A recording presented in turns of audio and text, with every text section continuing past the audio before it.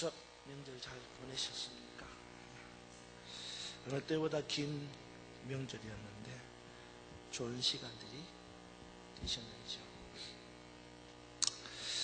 사람마다 상황과 처지가 다르다 보니까 명절을 보낸 시간들이 다 같을 수는 없을 것입니다. 뭐 좋은 사람도 있고 아예 명절이 없었으면 좋겠다 그런 사람도 있을 겁니다. 하지만 이제는 일상으로 돌아와서 다시 우리의 삶을 만들어 가야 하는 시간이 되었습니다. 너무 지나간 시간에 얽매이지 않았으면 좋겠다 하는 그런 생각을 해보게 됩니다. 제가 예전에 오래전에 읽었던 책 가운데서 그런 글이 생각이 납니다. 흘러간 과거에 집착해서 후회하지 마라. 또 다가올 미래에 연연해서 걱정하지 마라.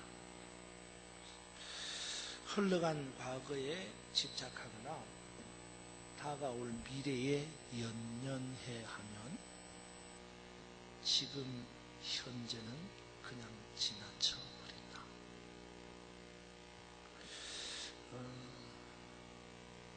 그렇죠?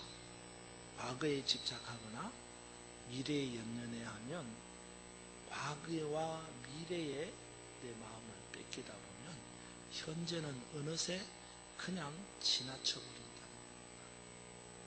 사실 우리에게 있어서 현재가 얼마나 중요한지 모릅니다. 그죠? 이 현재를 그냥 흘러보낸다는 거죠. 싫으나 좋으나 명절이 다 지나갔습니다. 그래서 앞으로 어떻게 해야 하나 그런 걱정하지 마시고 우리에게 주어진 이 오늘이라고 하는 현실에 최선을 다하며 하루하루 살아가는 우리가 되었으면 좋겠다 하는 생각을 합니다. 저는 여러분들에게 잘 살았으면 좋겠다 그런 말을 하고 싶어요. 잘 살았으면 좋겠다. 잘 산다는 말을 여러분들이 이해를 잘 했으면 좋겠는데 하여튼 잘 살았으면 좋겠다. 잘 산다는 건 현재를 사는 거잖아요. 과거에 사는 것도 아니고 미래를 사는 것도 아니고 현재를 사는 거니까 잘 살았으면 좋겠다. 이런 질문 하나 해보려고 합니다. 여러분 잘 들어보세요. 여러분 지식이 행동을 결정할까요? 아니면 행동이 지식을 결정할까요?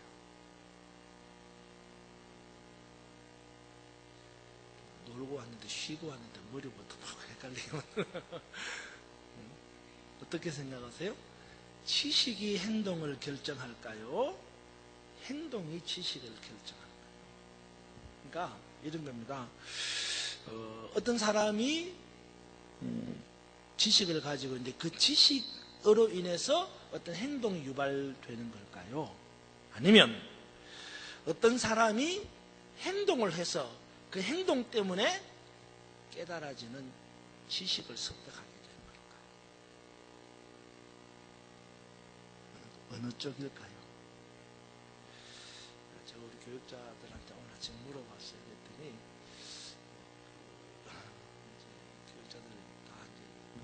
자기 나름대로 이제 생각을 하시는데, 우리 논문을 쓰다 보면요, 논문을 쓰다 보면은 딱 제가 잘 걸리는 답이 있어요. 논문은요, 여기저기 이렇게 끌어모아가지고 그 중에서 하나를 딱 만들어내는 거거든요.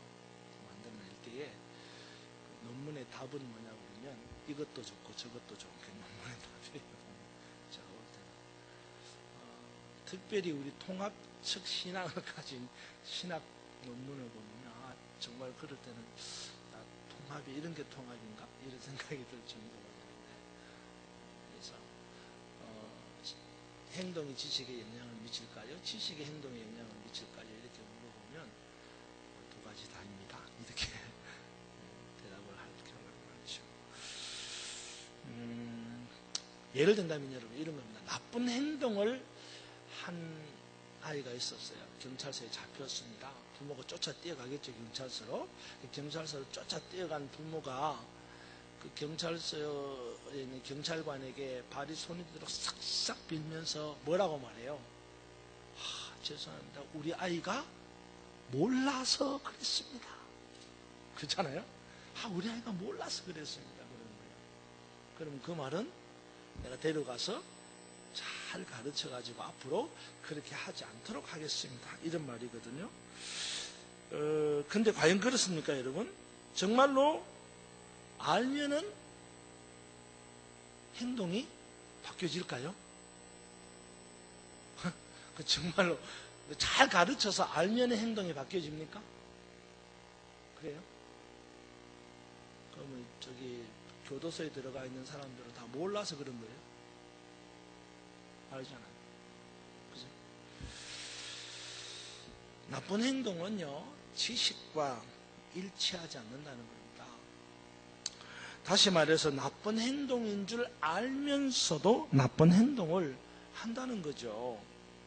그러니까 지식이 행동에 반드시 영향을 준다? 아니라는 말입니다. 그러면 반대로 행동은 지식에 영향을 주느냐? 여러분은 어떻게 생각하는지 모르겠습니다만은 적어도 제가 보기에는 그렇다라는 거죠. 그러니까 저는 지식의 행동에 영향을 주기보다는 행동이 지식에 영향을 준다는 생각을 교육학을 전공한 사람의 입장에서는 제 나름대로는 확고한 신념이 있습니다. 행동은 절대적으로 지식에 영향을 준다는 것입니다. 여러분에게 말씀드렸다시피 제가 어렸을 때에 탁구를 좀 배웠습니다. 제 실력에 대해서 궁금해하시는 분들이 있는데 원래 실력은 안 밝히는 거예요. 근데 그때 제가 생각해 보면 이게 확실하다는 느낌을 받습니다.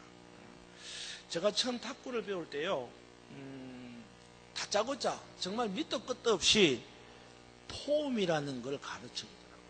폼. 그래서 탁구 공도 없이 폼만 열심히 배웠어요. 폼만. 그래서 테니스는 라켓이라 그러죠.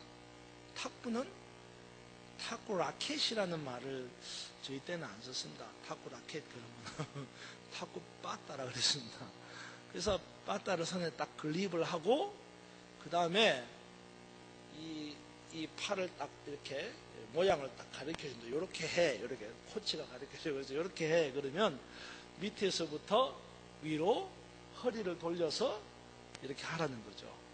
그래서 발을 이렇게 해서 설명이 없습니다. 그냥 요대로 해. 이게 요대로. 코치가 그대로 하라는 거죠. 그래서 강당에 들어가서 탁구를 처음 배우는데 이것만 했습니다.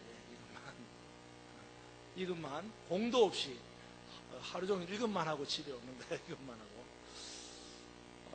정말 그때는 화가 났습니다. 도대체 이게 뭐냐. 근데 몇 주간을 하고 나니까요, 코치가 공을 딱 탁구 다해서 던지는 거예요. 폼대로 치니까 공이 맞는 거예요. 넘어가는 거예요. 그리고 그렇게 치다 보니까 이게 왜 공이 맞아서 넘어가는 줄을 알겠더라고요.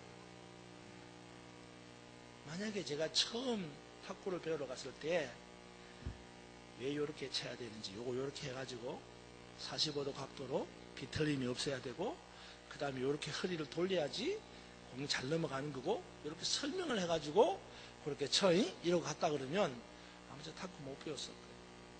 설명이 필요 없습니다. 그냥 요대로 해. 요거예요. 요대로 해. 제가 탁구 치면서 약점이 있습니다. 가르쳐주면 안 되는데. 약점이 뭐냐? 백스윙이 안 됩니다. 백스윙. 백스윙이에요. 안 되는 이유는 뭐냐? 선생님을 잘 못 만나서 그런 거예요. 딱 그 가르치는 선생님이 자격을 하는데 나도 백스윙이 안 돼. 이러면서 백스윙이 안 되는데 백스윙은 이렇게 하는 거야. 이렇게 가르쳐 줬거든요. 근데 가르쳐 주는 대로 하는데 안 넘어가더라고요. 아, 폼을 잘못 배운 거예요. 집사님, 피아노도 마찬가지 아니에요? 저 서당계 3년이면 풍을 얻는다고 저희 어머님이 그래도 피아노를 한 30년을 가르쳤죠. 금반 위에 손을 딱 얹을 때 여기에 계란 하나가 딱 들어가죠. 맞죠? 서당까지 3년은 풍을 얻는다고 계란 하나를 딱 들어가서 이렇게 딱. 이렇게 하면 절대로 안 된다. 폼입니다. 왜 이렇게 해야 되는지 설명 없어요. 그냥 이렇게 하라는 거죠. 근데 나중에 연주하다 보면 손가락이 이렇게 하면 안 된다는 걸 알게 되는 거예요. 알고 하는 게 아니라 무조건 하는 거예요. 이처럼 행동은 나중에 지식을 결정짓게 만든다는 거예요. 좀 더 정확하게 말하면 모든 지식의 시작이 되는 원리는 행동에서부터 나오는 거예요. 근데 여러분 보세요. 지식이 있고 그 지식에 의해서 행동이 결정된다고 우리가 생각하거든요. 이제 뭘 알아야 이런다. 근데 실질적으로 여러분 모든 지식의 원리는 어디서부터 나온 거예요? 행동에서부터. 행동이라고 하는 것이 반복되면서 거기에 뭐가 나는 거예요? 원리가 나오는 거죠. 이것은 교육에 있어서 참 중요한 것입니다. 그러니까 여러분 지식으로부터 교육을 시작할 것인가? 아니면 행동에서부터 교육을 시작할 것인가? 이 교육의 방법론에서 아주 중요한 방향을 결정하는 인사이트가 된다는 것입니다. 여러분 어떻게 생각하세요? 지식으로부터 교육을 시작하는 것이 맞습니까? 아니면 행동으로부터 교육을 시작하는 게 맞습니까? 지금까지의 교육 방법론은요, 지식에서부터 시작하는 교육입니다. 그래서 여러분, 우리 쓰는 말 그렇잖아. 알아야 면장을 하지. 그렇잖아요. 알아야 면장을 하지. 그러니까 모르면 면장도 못해요. 그래서 지식을 가르치는 겁니다. 왜? 알아야 되니까. 알아야 뭘 할 거 아닙니까? 그죠? 그런데 다른 한편에서 보면 면장을 하면 알게 됩니다. 면장을 하면 알아요. 그래서 뭐예요? 일단 해보라는 거예요. 행동을 먼저 가르치고, 그래서 행동하면 나중에 왜 그래야 되는지를 알게 된다는 겁니다. 어느 쪽이 더 타당할까요? 교육에 있어서. 자, 그러면 성경은 어떻게 말할까요? 성경은 우리가 뭐 성경이 중요하잖아요, 그죠? 이렇게 질문하면 저는 꼭 생각나는 성경 구절이 하나 있습니다. 여러분 한번 찾아보세요. 고린도전서 13장 12절 한번 찾아보십시오. 고린도전서 13장 12절. 고린도전서 13장은 무슨 장이에요? 사랑장이죠. 예, 사랑장입니다. 사랑장에서 끝부분에 가서 뭐라고 말하는지를 봅시다. 13장 12절 찾으셨어요? 자, 그러면 한번 읽어봅시다. 시작. 우리가 지금은 거울로 보는 것 같이 희미하나 그때는 얼굴과 얼굴을 대하여 볼 것이요. 지금은 내가 부분적으로 아나 그때에는 주께서 나를 아신 것 같이 내가 온전히 알리라. 아멘. 자, 이 구절이 중요한 게 뭐냐? 이 구절의 중요한 핵심 포인트가 뭐냐? 아는 거예요. 사랑에 대해서 아는 거예요. 이 13장은 사랑장이잖아요. 사랑에 대해서 아는 걸 말하는 겁니다. 그런데 뭐라고 말하느냐면 지금 안다는 것은 어떤 거예요? 희미하게 아는 거예요. 지금 사랑에 대해서 안다? 이건 희미하게 안다 이 말이에요. 지금 사랑에 대해서 안다? 이건 뭐예요? 부분적으로 안다는 말이에요. 그래서 정확하게 전부를 다 알려고 한다면 언제가 돼야 돼요? 그때가 돼야 돼요. 그때가 돼야지 정확하게 확실하게 전부를 다 알 수가 있다는 겁니다. 그럼 그때가 언제예요? 우리 주님이 다시 오시는 그때예요. 종말의 때입니다. 우리 주님이 다시 오시는 그때, 우리가 죽어서 주님 앞에 가는 그때가 되면 그때는 확실하게 전부를 다 알게 된다는 거예요. 그러나 그때까지는 뭐예요? 부분적으로 아는 거예요. 그때까지는 희미하게 아는 거예요. 자, 여러분, 희미하게 아는 게 아는 겁니까? 부분적으로 아는 게 아는 거예요?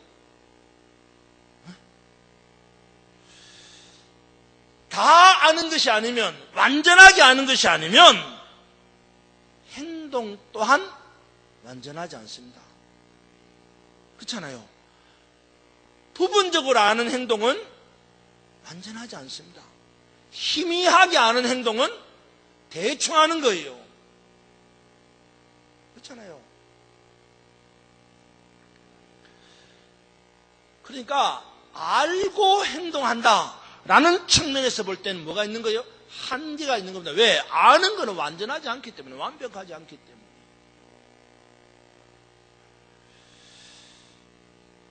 그러기에 성경은 알고 행동하는 것보다는 뭐부터 먼저 하는 거예요?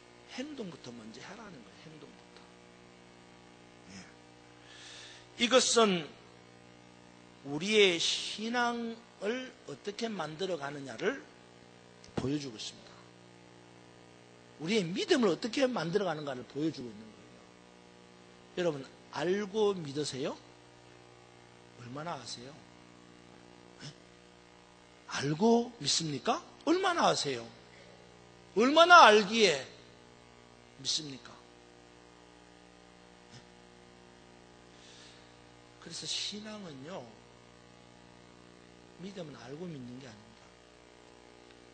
행함이에요. 행함으로 믿는 겁니다. 그래서 행할 때는 뭐가 필요해요?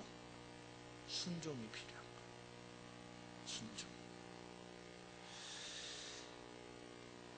여러분, 명령에는 이유가 있습니까? 군대 갔다 오신 분들, 명령에 이유가 있습니까? 상관이 부하에게 명령하는데 이유가 있어요? 야, 삽질해. 그러면 뭐 하는 거예요? 그냥 삽질하는 거예요. 야, 자. 그러면 자는 거예요. 명령에는 이유가 없습니다. 왜 그러는데요? 이런 이유가 없는 거죠. 그냥 명령에는 뭐만 있어요? 순종만. 하는 순종만. 원리가 없습니다. 그냥 명령에는, 그분의 명령에는 순종만이 있을 뿐입니다. 왜 순종해야 하는가? 이런 질문은 존재하지 않는다는 거예요. 왜 순종해야 되느냐? 존재하지 않아요. 그래서 여러분 잘 들으세요. 성경을 읽을 때에 왜? 라고 하는 질문을 하지 마세요.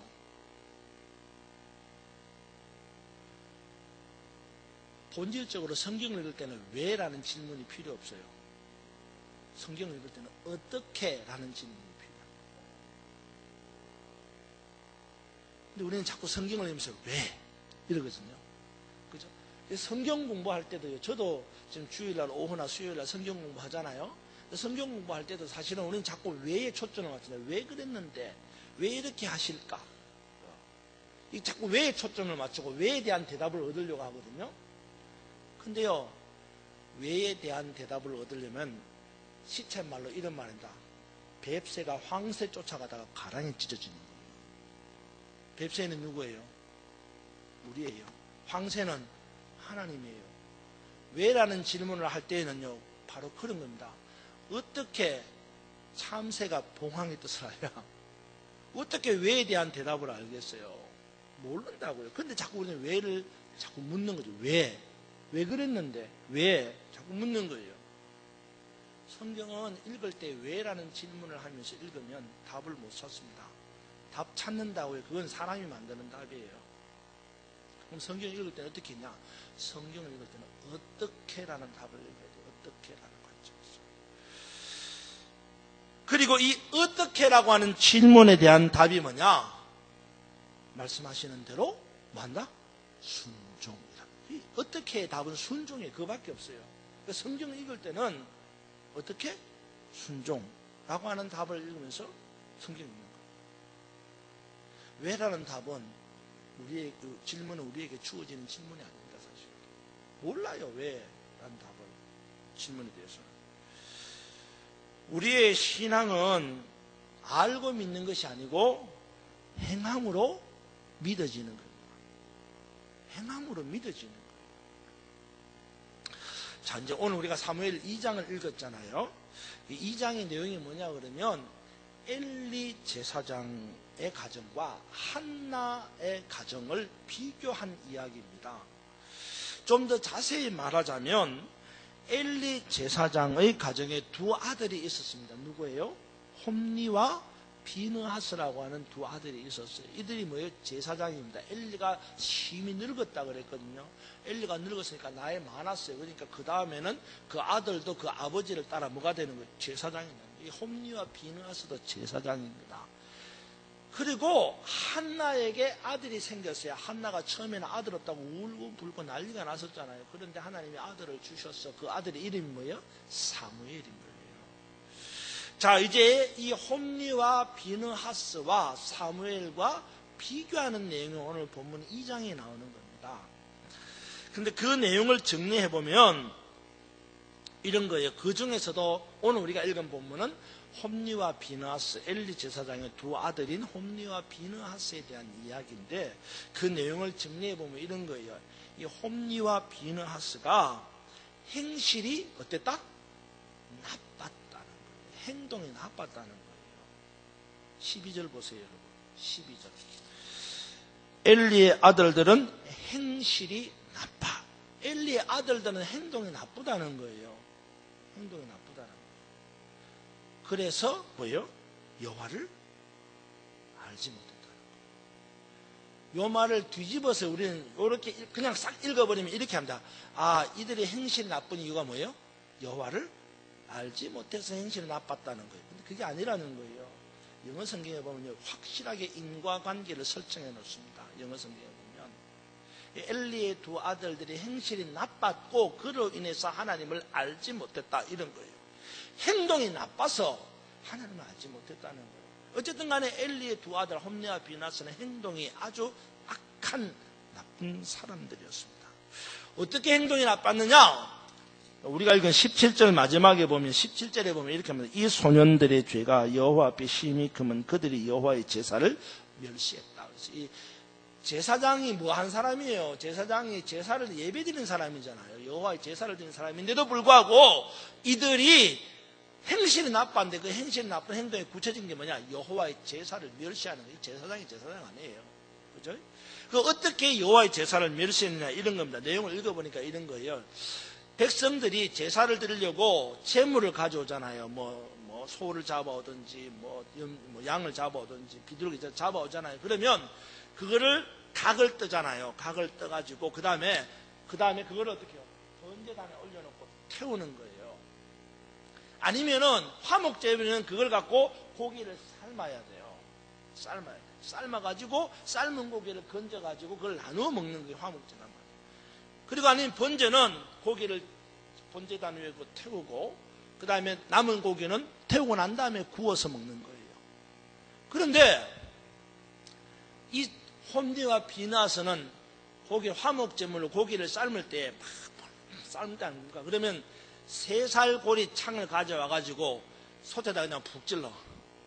그래가지고 걸려오는 거는 가져가는 거예요. 그냥. 무슨 말인지 알아요? 그러니까 제사 다 끝나지도 않았는데 가져가는 거예요. 먹으러 가고 가져가서 자기 먹어버리는 거예요. 그거를 나중에 우리가 안 읽었지만 29절에 보면 배를 불린다 그랬어요. 배를 불린다. 그리고 아까 말씀드렸듯이 번제를 드릴 때는 먼저 불에 태우고 그 다음에 고기를 구워 먹는데 뭐라 했냐면 아니다. 그 불로 안 태우기 전에 내 생각 갖고 와라. 생각 갖고 와라.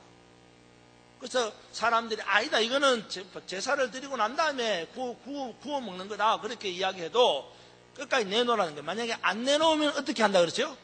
빼앗으라고 했어요. 빼앗아. 아주 진짜 이거는 진짜 동네 불량배도 깡패도 이런 깡패가 없어요. 제사장인데. 깡패도 이런 깡패가 이런 불량배 이게 무슨 제사장이에요. 응? 제사도 안 끝난 고기를 아무거나 삼시장 찔러가지고 집 가져가 버리고 응? 제사도 안 드린 생고기를 가져가 안 못 주겠다 그러면 내가 억지로 빼앗아가 버려. 정말 악한 죄인이었습니다. 정말 말이 안 되는 거죠. 그래서 이들의 결과는 어떻게 됐냐? 죽었어요. 25절에 보면 죽습니다. 여호와께서 죽이기로 작정하셨다 그랬어요. 두 아들을. 결국 이런 죄악 때문에 엘리의 두 아들인 이 홈리와 비느하스는 블레셋과의 전쟁에서 비참하게 죽습니다. 그리고 이 두 아들이 죽었다는 소식을 들은 저 아버지 엘리는 의자에 앉아서 뒤로 넘어져서 목이 부러져 죽고요. 그 다음에 이 죽은 비느하스의 아내는 자기 남편 아버지 죽었다는 소식 듣고 자기도 아기 놓고 죽었습니다. 완전 집안이 폐가 망신을 당하는 거죠. 애 하나 딱 살아남았는데 그 애 이름이 뭔지 아세요? 이가봇입니다. 이가봇 뜻이 뭔지 아세요? 하나님의 영광이 떠났다. 완전 집 끝장나는 거죠.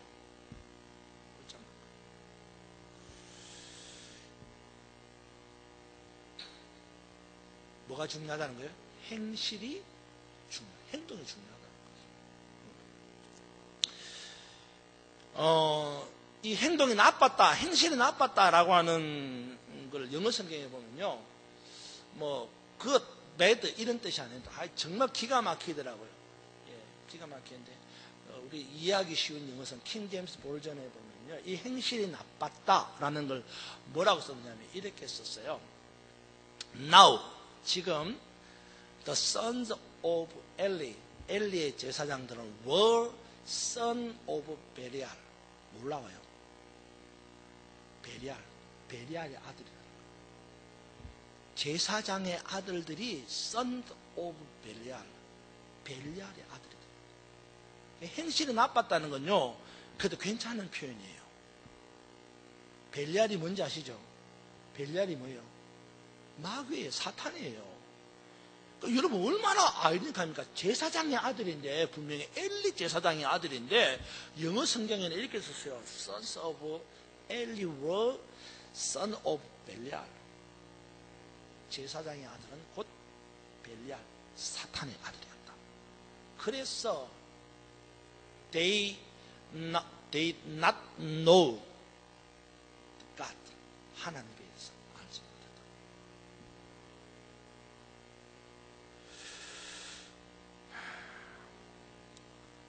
얼마나 충격적인 표현인지 모릅니다. 그만큼 뭐가 중요한 거예요? 행동이 중요하다는 거예요. 근데 여러분, 이 두 사람의 행동은 여호와를 아는 지식과 어떤 관계가 있는지 말씀드렸죠?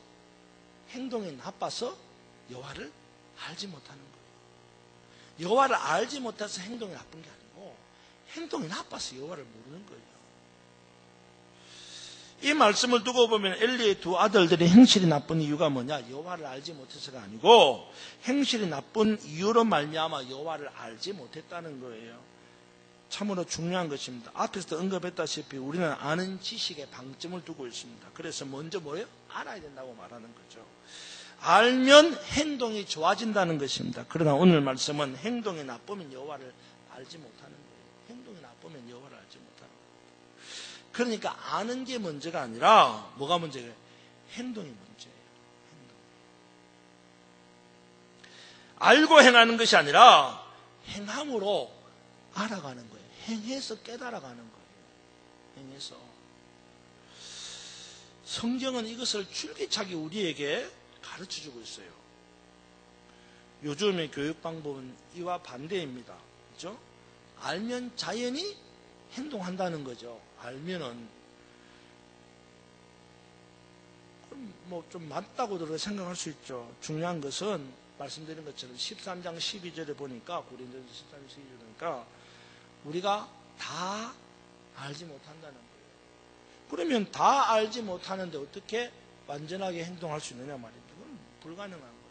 그러니까 알아서 행동한다는 거는 안 되는 거예요.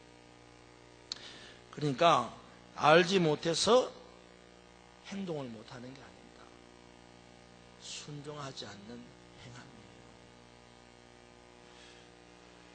성경은 우리에게 알고 행하라고 가르치지 않습니다. 먼저 행동하라는 거예요. 믿음, 신앙은 행하는 대로 깨달아지는 겁니다. 믿음은 알아서 깨달아지는 게 아니라 행해서 깨달아져요. 그 행함에는 순종이 따라가는 것입니다. 알지 못해도 이해하지 못해도 순종하고 행하면 나중에 깨달아져요. 예수님도 이렇게 말씀하셨습니다. 너희 행함이 뭐와 같지 않냐면 서기관과 바리새인과 같지 않으면 결단코 천국에 가지 못한다. 그러니까 예수님도 우리에게 뭘 말씀하셨어요? 행함을 분명히 말씀하셨어요. 그러니까 오늘 우리에게 이 행함이 얼마나 중요한가를 다시 리뷰하게 만듭니다.